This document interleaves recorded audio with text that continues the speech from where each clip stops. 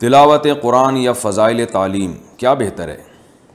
محمد امن دہلی سے پوچھتے ہیں، میں نے سنا ہے کہ اجتماعی عمل انفرادی عمل سے بڑا ہوتا ہے۔ ہماری مسجد میں عشاء کے بعد فضائل اعمال کی تعلیم ہوتی ہے۔ میں تعلیم کے دوران رات کی صورتیں سورہ ملک، حامیم سجدہ اور سورہ واقعہ پڑھ رہا ہوتا ہوں، تو کئی لوگ مجھ سے کہتے ہیں کہ پہلے اجتماعی عمل میں بیٹھو، اجتماعی عمل انفرادی عمل کے مقابلے میں پہاڑ جتنا ہے، تو میرے لیے اجر و ثواب کے لحاظ سے کیا کرنا بہتر ہوگا؟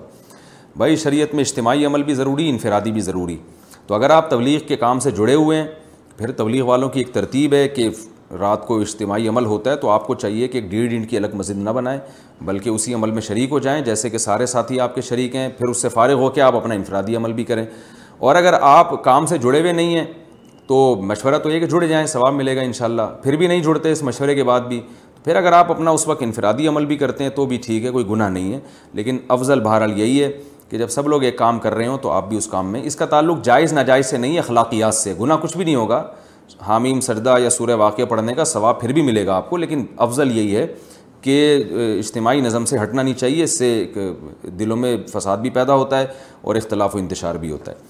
لیکن جب اجتماعی عمل ہو رہا ہو تو اس وقت کی بات ہے یہ، اگر نہیں ہو رہا تو پھر شریعت میں انفرادی عبادت کی بھی بہت اہمیت ہے۔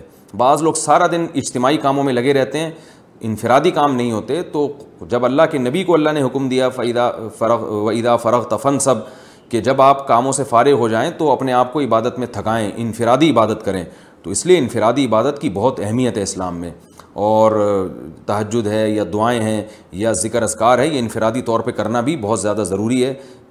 انسان کو جو ایندھن ملتا ہے، اللہ کی محبت ملتی ہے، وہ تو انفرادی عمل سے